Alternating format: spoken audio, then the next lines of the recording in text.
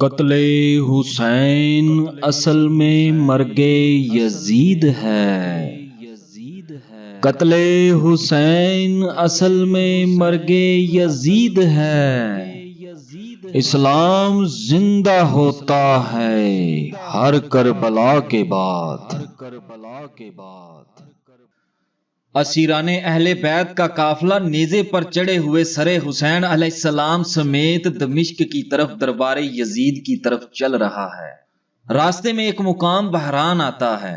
وہاں قافلے والوں کی ملاقات یحییٰ نامی یہودی سے ہوتی ہے۔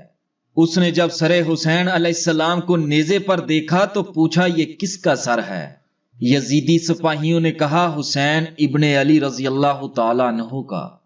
اس نے پوچھا کہاں سے لائے ہو؟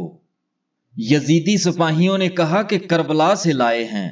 پھر یزیدی سپاہیوں نے اپنی بے حیائی اور بے غیرتی کی داستان بڑے فخر کے ساتھ اس کے سامنے سنائی کہ حسین علیہ السلام اور ان کے تمام ساتھیوں کو ہم نے قتل کر دیا اور عورتوں کو قیدی بنا لیا، اور اب سر حسین علیہ السلام کو یزید کے دربار میں پیش کرنے کے لیے جا رہے ہیں۔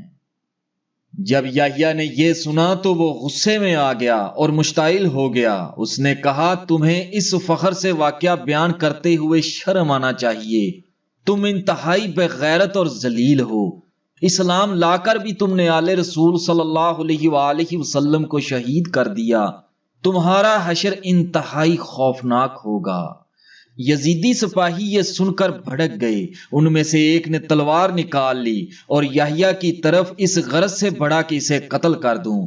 یحییٰ نے بھی تلوار نکال لی اور اس کے ساتھ مقابلہ کیا اور اسے قتل کر دیا۔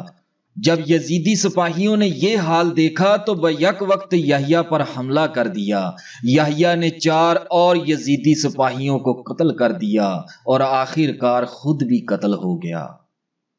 اللہ تبارک و تعالی جانے فتوے کی روح سے اسے مسلمان سمجھا جائے گا یا نہیں۔ راوی لکھتا ہے کہ البتہ روایتوں میں آتا ہے کہ اس شہر کے دروازہ باب الحران پر اس کا مزار مرجع خاص و عام ہے، اور وہاں پر لوگوں کی دعائیں بھی قبول ہوتی ہیں، اور مزار بھی یحییٰ شہید کے نام سے ہی مشہور ہے۔